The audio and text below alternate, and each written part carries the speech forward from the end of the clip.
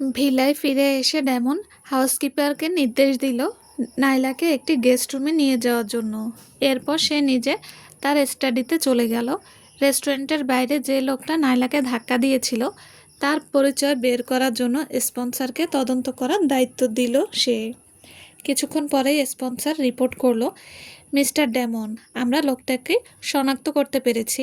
সে আর কেউ নয়, এ সময়ের জনপ্রিয় অভিনেতা ম্যালকম আন্ডারউজ। আজ রাতে সে তার সাধারণ প্রেমিকার সাথে ওই রেস্টুরেন্টে এসেছিল। বের হওয়ার সময় একজন পাপ্পারাজিকে দেখে সে তাড়াহুড়ো করে পালাতে গিয়ে মিস জেস্টনকে ধাক্কা দিয়ে বসে। ডেমনের মুখের ভাব বরফের মতো শীতল রইল, আর তার কণ্ঠস্বরে কোনো আবেগ ছিল না। সে ঠান্ডা গলায় বলল, তাকে একটা ভালো শিক্ষা দাও। স্পন্সর মনে মনে কিছুটা চমকে গেল। সে বুঝতে পারল ডেমনের জীবনে নাইলার গুরুত্ব সে যতটা ভেবেছিল তার চেয়েও অনেক বেশি। মুহূর্তকাল চিন্তা করে সে পরামর্শ দিল, তার যে একজন সাধারণ ঘরের প্রেমিকা আছে, এই খবরটা কি আমরা ইন্টারনেটে ফাঁস করে দেব? ম্যালকমের একটি নতুন রোমান্টিক ড্রামা খুব শীঘ্রই মুক্তি পাওয়ার কথা ছিল, এবং সে বর্তমানে তার অন স্ক্রিন নায়িকার সাথে প্রেমের গুঞ্জন ছড়িয়ে প্রচারণার ব্যস্ত ছিল। এই অবস্থায় যদি তার বাস্তব জীবনের সম্পর্কের খবর সামনে আসে, তবে তার পাবলিক ইমেজ মারাত্মকভাবে ক্ষতিগ্রস্ত হবে। ডেমন একটা মৃদু শব্দ করে সায় দিল। এদিকে স্কাই তার স্টুডিওতে ফিরে এসে ক্যামেরার ছবিগুলো দেখছিল আর কপালে ভাঁজ ফেলছিল। সে ম্যালকমের রেস্টুরেন্ট থেকে তাড়াহুড়ো করে বেরিয়ে যাওয়ার ছবি তুলতে পারলেও তার প্রেমিকার কোনো স্পষ্ট শট নিতে পারেনি। আজকের পর ম্যালকম নিশ্চয়ই আরও বেশি সতর্ক হয়ে যাবে, যার ফলে তার আর কোনো ছবি পাওয়া কঠিন হবে। এতে গত কয়েক মাসের খাটুনি পুরোটাই বৃথা যাবে বলে মনে হচ্ছিল। হঠাৎ করে একটি ছবি স্কাইয়ের নজর কাড়ল। ছবিতে দেখা যাচ্ছে ম্যালকম সিঁড়ি দিয়ে হন্তদন্ত হয়ে নেমে যাচ্ছে, আর ঠিক তার পাশেই ডেমন নাইলাকে নিজের বুকের মাঝে জড়িয়ে ধরে আছে। তার চোখে উপচে পড়ছে গভীর ভালোবাসা আর কোমলতা।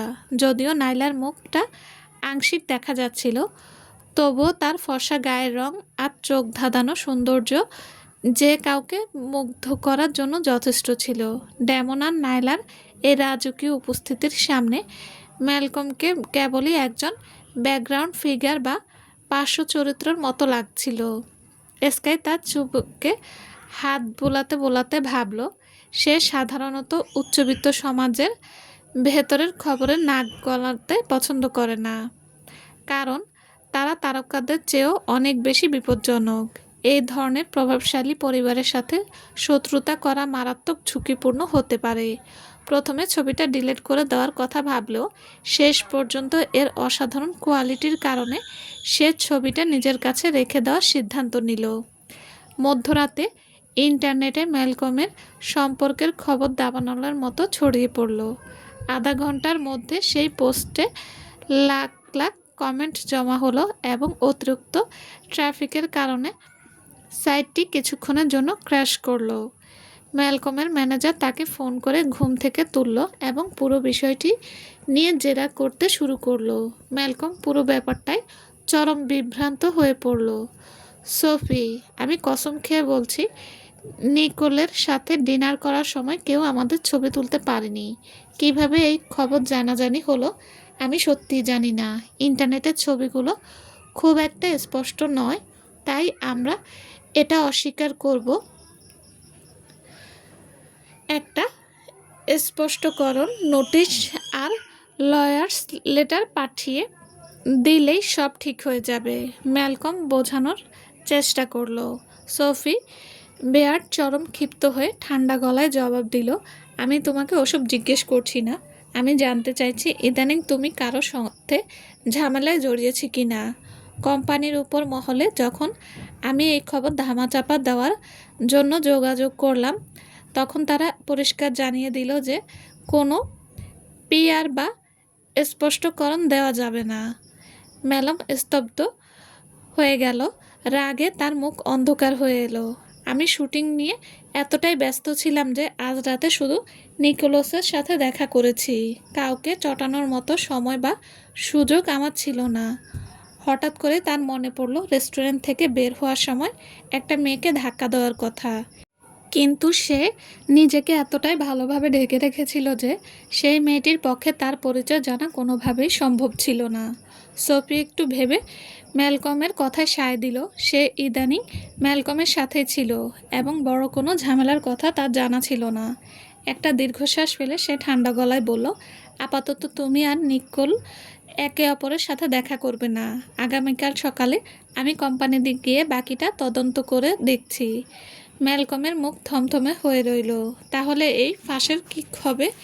আমি এখন আমার নতুন ড্রামার নায়িকার সাথে অন স্ক্রিন কাপল হিসেবে প্রচারণা চালাচ্ছি। এতে তো আমার বিশাল ফ্যান বেস হাতছাড়া হয়ে যাবে। ফ্যান হারানোর চেয়ে ব্লক লিস্ট হওয়ার অনেক বেশি ক্ষতিকর। বাকিটা কাল দেখা যাবে, সোফি বলল। সোফি চলে যাওয়ার পর ম্যালকম সোফায় ভেঙে পড়ল। তার চোখে মুখে তখন এক অন্ধকার ও হতাশজনক অভিব্যক্তি। পরের দিন সকাল 7টায় নাইলা ঠিক সময়ে ঘুম থেকে উঠল এবং তৈরি হয়ে নিচে নেমে এলো। ডাইনিং টেবিলে বসে ডেমন সকালে খবর পড়ছিল। নাইলা এসে বসতেই সে তার দিকে তাকিয়ে জিজ্ঞেস করলো, গত রাতে ঘুম কেমন হলো? বেশ ভালো।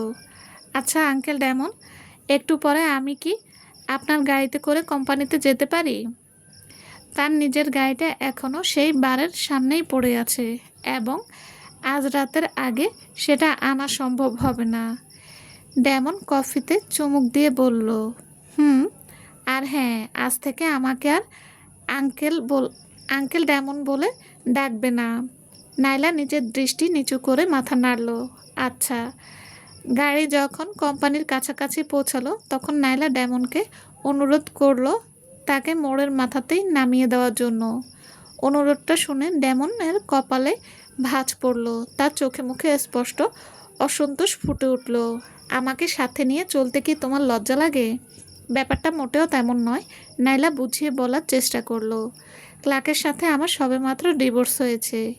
এই অবস্থায় কোম্পানির লোকজন যদি আমাদের একসাথে দেখে তবে সেটা আপনার সুনামের ওপর একটা নেতিবাচক প্রভাব ফেলবে। আমি ওসবের পরোয়া করি না, ডেমন সোজাসুজি জানিয়ে দিল। কিন্তু আমি করি। আমাদের এই নতুন সম্পর্কের সাথে মানিয়ে নেওয়ার জন্য আমার কিছুটা সময় দরকার। তাই আপাতত বিষয়টিকে একটু গোপনই রাখা কি কেমন? সে কিছুটা ইতস্তত করে এক বুক আশা নিয়ে ডেমনের দিকে তাকালো। ডেমন তার এক হাত দিয়ে নাইলার চোখ দুটো ঢেকে দিল। তারপর কণ্ঠস্বর তখন গভীর ও মাদকতাময় শোনালো, ঠিক আছে, তবে তার জন্য আমাকে কিছুটা সুদ দিতে হবে। নাইলা চমকে উঠল। তার চোখ দুটো বড় বড় হয়ে গেল। কেমন সুদ? তার চোখের পাপড়িগুলো ডেমনের হাতের তালুতে আলতো করে ঘষা খেলো, যা ডেমনের মনে এক মৃদু আলোড়ন তৈরি করলো। সে এক হাত দিয়ে নাইলার কোমর জড়িয়ে ধরে চুমু খাওয়ার জন্য ঝুঁকে পড়ল। নাইলা আড়ষ্ট হয়ে গেল। সহজভাবেই সে নিজেকে সরিয়ে নেওয়ার চেষ্টা করলো, কিন্তু পেছনে সরতে গিয়ে সে গাড়ির দরজার সাথে সেটে গেল। তার আর পালানোর কোনো পথ রইল না। অগত্যা সে ডেমনের এই তীব্র আবেগের কাছে আত্মসমর্পণ করতে বাধ্য হলো। যেন এক যুগ পর ডেমন অবশেষে তাকে ছেড়ে দিল। নাইলা তখন হাঁপাচ্ছিল। তার স্বভাবসুলভ ফ্যাকাশে গাল দুটো লজ্জায় আর উত্তেজনায় একদম টকটকে লাল হয়ে উঠেছে। সে ডেমনের দিকে কটমট করে তাকালো, যাতে রাগ মেশানো থাকলেও তা মোটেও তীব্র ছিল না। ডেমনের দৃষ্টি আরও গভীর ও নেশাতুর হয়ে উঠল। তুমি কি নিশ্চিত যে আমার দিকে এভাবে তাকাতে চাও? তার চোখ দুটো বিপজ্জনকভাবে সরু হয়ে এলো। নাইলা নিজেকে শান্ত করার জন্য একটু সময় নিল এবং মৃদু গলায় বলল, আজ রাতে আপনাকে আমার জন্য অপেক্ষা করতে হবে না, আমি একাই ফিরে যাব। আচ্ছা, ডেমন জবাব দিল। তাহলে আমি এখন নামছি, নাইলা বলল। তাকে চোখ এড়িয়ে যেতে দেখে ডেমন মৃদু হাসল। তুমি যদি নামতে চাও তবে সেটাও কোনো সমস্যা নয়। আমি এটাকে আমার একটা ছোটোখাটো লোকসান হিসেবেই ধরে নেব। নাইলা নির্বাক হয়ে গেল। সে দ্রুত গাড়ির দরজা খুলে নেমে পড়ল এবং পেছনের দিকে একবারও না তাকিয়ে হনহন করে ভিড়ের মাঝে মিশে গেল। তার এই বিরক্ত মুখচ্ছবি দেখে ডায়মন্ডের ঠোঁটের কোণে হাসিটা আরও চড়া হলো। কোম্পানির প্রবেশদ্বারে পৌঁছানো মাত্রই ড্যামনের চোখে একটি চেনা মুখ ধরা পড়ল। গাড়ি থামাও, সে ড্রাইভারকে নির্দেশ দিল, কিন্তু নিজের গাড়ির ভেতরে বসে রইল আর ক্লার্কের দিকে একদৃষ্টিতে বরফ শীতল চোখে তাকিয়ে রইল। ক্লার্ক তখনও ড্যামনকে খেয়াল করেনি। সে ভিড়ের মাঝে নাইলাকে খুঁজছিল। হঠাৎ নাইলাকে দেখতে পেয়ে সে হন্তদন্ত হয়ে এগিয়ে গেল এবং তার পথ আগলে দাঁড়ালো। নাইলা, সে চিৎকার করে ডাকলো। হঠাৎ ক্লার্ককে এভাবে সামনে দেখে নাইলা সহজভাবে এক পা পিছিয়ে গেল। ক্লার্কের চোখে আগুনের মতো রাগ দেখে সে ব্রুকুচকে আত্মরক্ষার ভঙ্গিতে দাঁড়ালো। তুমি কি চাও? তার এই সতর্ক ভাব দেখে ক্লার্কের মুখে এক তাচ্ছিল্যের হাসি ফুটে উঠল। জার্ডিনের সাথে তার বিয়ের খবর নাইলা ফাঁস করে দেওয়ার পর রিচার্ড তাকে পরপর দুটো চড় মেরেছে এবং সিন্ডিও তার ওপর চরম হতাশা প্রকাশ করেছে। এখন ভয় পাচ্ছ? জর্ডিনের সাথে আমার বিয়ের খবর যখন চারদিকে ছড়াচ্ছিলে তখন ভয় লাগেনি? সেরা জেরা করল। তার চোখ দুটো তখন রক্তবর্ণ হয়েছিল, যাতে উপচে পড়ছিল চরম ঘৃণা আর বিরক্তি। সে যদি নাইলার প্রেমে না পড়তো তবে আজ তাকে এই পরিস্থিতির মুখোমুখি হতে হতো না। এর জন্য সবটুকু দায় এই মেয়ের।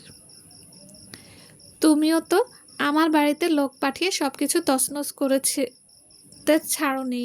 নাইলা পাল্টা জবাব দিল, আমি যদি তা না করতাম তবে কি করে জানতাম তুমি ভবিষ্যতে আমার বিরুদ্ধে ব্যবহার করার জন্য কোনো প্রমাণ বা ব্যাকআপ লুকিয়ে রেখেছো কিনা?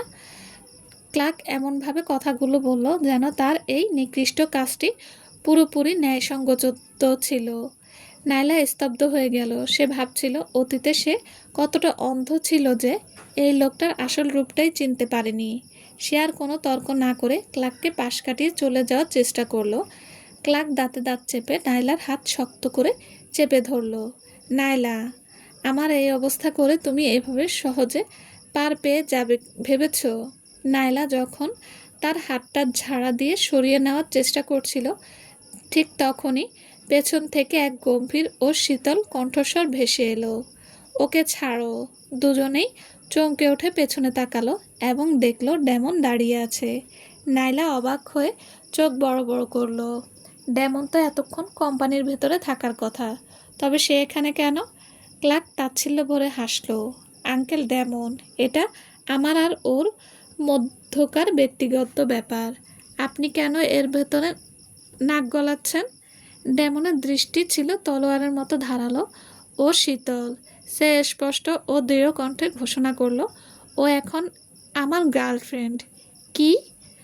ক্লার্ক অবিশ্বাস্য দৃষ্টিতে ড্যামন আর নাইলার দিকে তাকিয়ে রইল। তার মনে হলো সে যেন পৃথিবীর সবচেয়ে অবাস্তব আর অদ্ভুত কোনো কথা শুনল। ক্লার্ক বাঁকা হেসে উপহাসের সুরে বলল, এতক্ষণে বুঝলাম আমার থেকে ডিভোর্স নেওয়ার জন্য তোমার এত তাড়া কেন ছিল। শেষমেশ আমার চাচার গলায় ঝুলে পড়লে। নাইলা, তুমিও বাইরের ওই সস্তা মেয়েদের চেয়ে কোনো অংশে আলাদা নও। কথাটা শেষ হতেই নাইলা সপাটে একটা চড় বসিয়ে দিল ক্লার্কের গালে। চড়ের আওয়াজে আশেপাশের সবার দৃষ্টি মুহূর্তেই তাদের দিকে নিবদ্ধ হলো। ক্লার্ক নিজের জীবনে কখনো এতটা অপমানিত বোধ করেনি। রাগে তার চোখ দুটো জ্বলে উঠল। সে হাত বাড়িয়ে নাইলার গলা চেপে ধরতে গেল, কিন্তু নাইলাকে স্পর্শ করার আগেই একটা প্রচণ্ড লাথি এসে লাগলো তার বুকে। সে ধাক্কায় ক্লার্ক ছিটকে মাটিতে পড়ে গেল। ড্যামন আলতো করে নাইলাকে নিজের বাহু ধরে টেনে নিল। মাটিতে পড়ে থাকা ক্লার্কের দিকে হিমশীতল তীক্ষ্ণ দৃষ্টিতে তাকিয়ে সে বলল, উনি তোমার হবু চাচি। কথা বলার সময় সম্মান দিয়ে কথা বলবে। এরপর যদি উল্টাপাল্টা কিছু করো তবে শুধু একটা লাথিতেই পার পাবে না। হবু চাচি শব্দটুকু শুনে ক্লার্কের মুখ রাগে লাল হয়ে উঠল। সে মাটিতে বসে চিৎকার করে বলল, চাচা ড্যামন, দাদা আর দাদি কখনোই তোমাকে একটা ডিভোর্সি মেয়েরকে বিয়ে করতে দেবে না। ওর সাথে থাকলে পুরো সান্টোনিয়ার তুমি হাসির পাত্র হবে। কথাগুলো বলতে বলতে ক্লার্কের মুখে এক ধরনের কুৎসিত বিজয়ের হাসি ফুটে উঠল। রিচার্ড আর মেরিন ড্যামনের বিয়ের পাত্রী পছন্দ করার ব্যাপারে সবসময় ভীষণ খুঁতখুঁতে, আর সেই ড্যামন কিনা শেষ পর্যন্ত এমন এক মেয়েকে এর প্রেমে পড়েছে যার আগে একবার বিয়ে হয়েছিল। ড্যামন শান্ত গলায় পাল্টা জবাব দিল, নিজের চরকায় তেল দিলে ভালো হয় না? তুমি সত্যি ভাবছো জর্ডিনকে বিয়ে করলে তুমি সামনার গ্রুপের উত্তরাধিকার পেয়ে যাবে? ড্যামনের এই এক কথায় ক্লার্কের মুখে সেই বিজয়ের হাসি এক নিমিষে মিলিয়ে গেল। তার হাত দুটো রাগে মুষ্টিবদ্ধ হয়ে উঠল। নাইলা যদি সবার সামনে তার গোপন বিয়ের কথা ফাঁস না করে দিত, তবে রিচার্ড তার উপর এতটা হতাশ হতেন না। ক্লার্কের এখন তীব্র ইচ্ছে করছে নাইলার গলা টিপে ধরে তাকে মেরে ফেলতে। নাইলার প্রতি এক সময়ের ভালোবাসা এখন পরিণত হয়েছে চরম হিংসা আর ঘৃণায়। সে হুমকি দিয়ে বলল, চাচা ড্যামন, এই ভুলের জন্য তোমাকে পস্তাতে হবে। Just wait and see. Damon তাকে দ্বিতীয়বার তাকানোর সুযোগ দিল না। সে নাইলার হাত ধরে সোজা সামনের দিকে হেঁটে গেল। নাইলা তার হাতটি ছাড়িয়ে নেওয়ার চেষ্টা করে ফিসফিসিয়ে বলল, এত মানুষ দেখছে, প্লিজ এখনকার মতো হাতটা ছাড়ো। চারপাশের মানুষের হতভম্ব দৃষ্টি দেখে নাইলার ইচ্ছে করছিল মাটিতে মিশে যেতে। সে চেয়েছিল সব কিছু আড়ালে রাখতে, কিন্তু আজ প্রথম দিনেই পুরো বিষয় জানাজানি হয়ে গেল। ভয় পাওয়ার কি আছে? অফিসের মানুষজন তো বোকা নয়। একটু আগে যা ঘটলো, তারপরও কি তুমি ভাবো যে আমরা এটা লুকিয়ে রাখতে পারবো? ড্যামন শান্তভাবে প্রশ্ন করলো। ড্যামনের কথা যুক্তিযুক্ত মনে হওয়ায় নাইলা আর হাত ছাড়িয়ে নেওয়ার চেষ্টা করলো না। ল্যাবের দরজার কাছে পৌঁছানোর পর ড্যামন বলল, দুপুরে আমার অফিসে এসো। কেন? নাইলা ব্রু কুচকে জিজ্ঞেস করলো। একসাথে লাঞ্চ করব। ড্যামনের সংক্ষিপ্ত উত্তর। নাইলা না করতে যাবে তার আগেই ড্যামন এক ব্রু উঁচিয়ে বলল, আমি নিজে তোমাকে গাড়ি চালিয়ে এখানে নামিয়ে দিয়েছি। অনেকেই আমাদের একসাথে দেখেছে। তুমি কি সত্যি চাও দুপুরের খাবারের সময় ক্যাফেটেরিয়ার সবাই তোমার দিকে হাঁ করে তাকিয়ে থাকুক? নাইলা ঠোঁট চেপে ধরে বলল, আমি বাইরে থেকে পার্সেল আনিয়ে নিতে পারি। বাইরের খাবার স্বাস্থ্যের জন্য ভালো নয়। হয় আমি নিজে নিচে এসে তোমার সাথে খাবো, নয়তো তুমি আমার অফিসে আসবে। সিদ্ধান্ত তোমার। ড্যামনের এমন এক দৃঢ় কণ্ঠ বলল যে নাইলা আর দ্বিমত করার কোনো উপায় রইল না। কয়েক সেকেন্ড চুপ থেকে নাইলা অবশেষে হাল ছেড়ে দিয়ে বলল, ঠিক আছে, আমি তোমার অফিসে আসব। ড্যামন চলে যাওয়ার পর নাইলা একটা দীর্ঘশ্বাস ফেলল। সে পেছনে ঘুরতেই দেখল মেলোডি কয়েক পা দূরে দাঁড়িয়ে আছে। তার চোখে ঘোর বিস্ময় আর একরাশ মুগ্ধতা। নাইলা, তুমি সত্যি মিস্টার সামানারের সাথে রিলেশনে আছো? একটু আগে অফিসের গ্রুপ চ্যাটে এসব নিয়ে কথা হচ্ছিল। আমি ভেবেছিলাম সব গুজব। মেলোডি উত্তেজনায় প্রায় হাঁপাতে হাঁপাতে বলল। ক্লার্কের প্রাক্তন স্ত্রী হয়ে এখন তার চাচার সাথে সম্পর্ক। নাইলা খুব ভালো করে জানতো মানুষ এটা নিয়ে আজে বাজে কথা বলবে, কী ধরনের গুজব ছড়াবে তা সে আগে থেকে অনুমান করতে পারছিল। তবে যখন সে ড্যামনের হাত ধরার সিদ্ধান্ত নিয়েছিল, তখনই নিজেকে মানসিকভাবে প্রস্তুত করে নিয়েছিল। তফাৎ শুধু এতটুকুই যে বিষয়টা একটু দ্রুতই সামনে চলে এসেছে। নাইলা নিজেকে সামলে নিয়ে বলল, চলো কাজে ফেরা যাক। মেলোডিও আর অনেক কিছু জানতে চেয়েছিল, কিন্তু নাইলার গম্ভীর মুখ দেখে সে আর সাহস পেল না।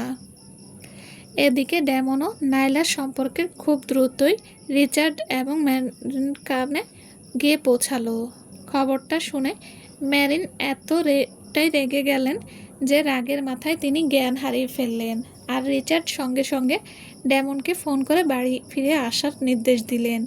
ফোনের ওপাশ থেকে ড্যামনের গলা ভেসে এলো, একদম শীতল ও ভাবলেশীন। বাবা, তুমি যদি নাইলার আমার ব্যাপারে কথা বলার জন্য ফোন করে থাকো, তবে তার প্রয়োজন নেই। রিচার্ড রাগে কাঁপতে কাঁপতে তার কথা থামিয়ে দিয়ে গর্জে উঠলেন, তুমি কি নিজের ভালোই ভালোই বাড়ি আসছো, নাকি আমি নিজে ক্রোটক্স টেকনোলজিতে গিয়ে ওই মেয়ের সাথে বোঝাপড়া করব? নিজে ঠিক করো। চলবে। আসসালামু আলাইকুম। গল্পটা কেমন হয়েছে প্লিজ প্লিজ জানাবেন। আর হ্যাঁ, অবশ্যই লাইক কমেন্ট করবেন। আর যারা এখনও আমার চ্যানেলটি সাবস্ক্রাইব করেনি তাদের বলছি প্লিজ চ্যানেলটি সাবস্ক্রাইব করে পাশে থাকবেন। সবাই ভালো থাকবেন। আল্লাহ হাফেজ।